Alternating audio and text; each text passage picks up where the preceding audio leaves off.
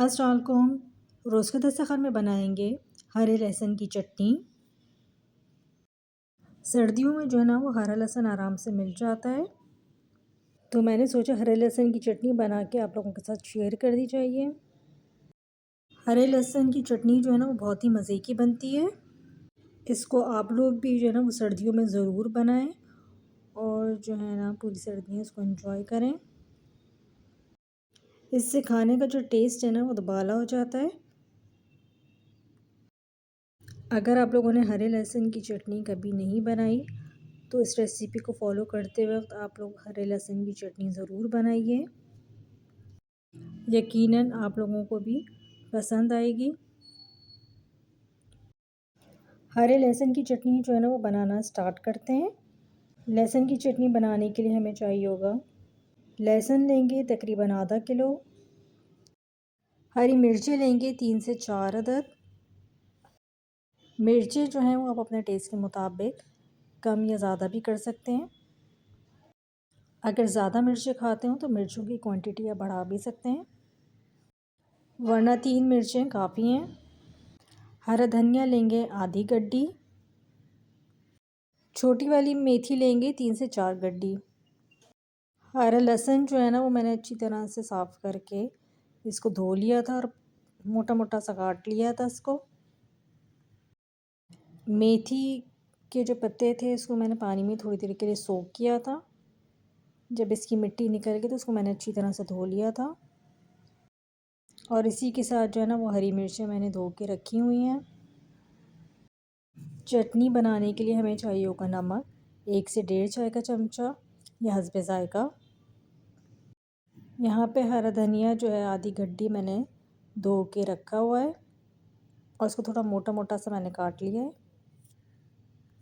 सारी सब्जियों को जो है ना वो इस्तेमाल करने से पहले अच्छी तरह से धो लिया करें ताकि उसमें से मिट्टी निकल जाए। सारी चीज़ें जो है ना वो हमारी तैयार हैं, तो अब हमारे लहसुन की चटनी बनाना स्टार्ट करते हैं। चटनी को जो है ना वो हम चॉपर में बनाएंगे। चॉपर को ना अच्छी तरह से धो के ड्राई कर लें।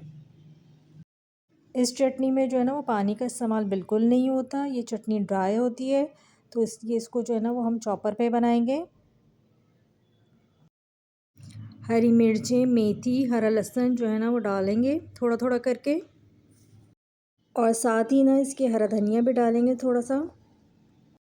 सारी चीज़ें जो है ना वो एक साथ नहीं डालेंगे, थोड़ी थोड़ी करके डालेंगे ताकि अच्छी तरह से जो है ना वो मिक्स हो जाए।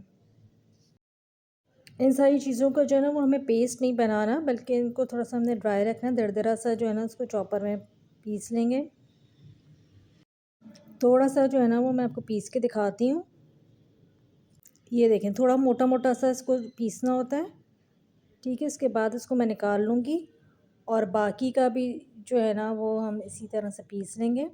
अब इसको मैं एक बोल में निकाल लेती हूँ। फिर बाकी के जो हरा लहसुन, हरी मिर्चें, हरा धनिया, मेथी बची हुई है उसको भी हम इसी तरह से पीस लेंगे और एक बाउल में निकाल लेंगे। नमक जो है ना वो मैंने अभी इसके अंदर शामिल नहीं किया। जब सारी चीज़ें जो है ना वो चॉपर में पिस जाएंगी तो इसके बाद इसमें नमक शामिल करूँगी। बाकी के जो बचा हुआ हरा लहसुन है, हरा धनिया, उसको भी मैं पीसती हूँ, फिर उसके बाद आपको दिखाते हैं। हरा लहसुन, हरा धनिया, सारी चीज़ें जो है ना वो हमने पीस ली हैं। अब चटनी में हमें शामिल करना होगा मोरंगा। मेरे पास है, ये मैं डालूँगी इसके अंदर 1 खाने का चमचा। अगर आपके पास नहीं है तो आप नहीं डालिएगा। यहाँ मेरे पास है 1/4 कप के जितना सरसों का तेल। सरसों के तेल को जो है ना वो मैंने पहले से गर्म करके रखा हुआ था, उसके बाद रूम टेम्परेचर पर मैंने ठंडा कर लिया इसको। इसके अलावा इसमें नमक डालेंगे। चटनी में जो है ना वो मैं पहले सरसों का तेल डाल देती हूँ। उसके बाद इसमें जो है ना वो सुहाजने के पत्तों का पाउडर डाल देंगे। अगर आपके पास नहीं है तो आप नहीं डालें, इसको स्किप भी कर सकते हैं। इसके बाद जो है ना वो इसके अंदर नमक डालेंगे और अच्छी तरह से सारी चीज़ों को मिक्स कर लेंगे। चटनी की जो मिक्सिंग है ना वो बहुत अच्छी तरह से होनी चाहिए ताकि सारी चीज़ें जो है ना वो बैलेंस हो जाएं। अच्छी तरह से मैं चटनी को मिक्स करती हूँ। चटनी को मैंने अच्छी तरह से मिक्स कर लिया है। हरे लहसुन की चटनी जो है ना वो अब हमारी तैयार है। रेसिपी पसंद आए तो चैनल को लाइक, सब्सक्राइब और शेयर करना ना भूलें। नेक्स्ट वीडियो तक के लिए अल्लाह हाफ़िज़।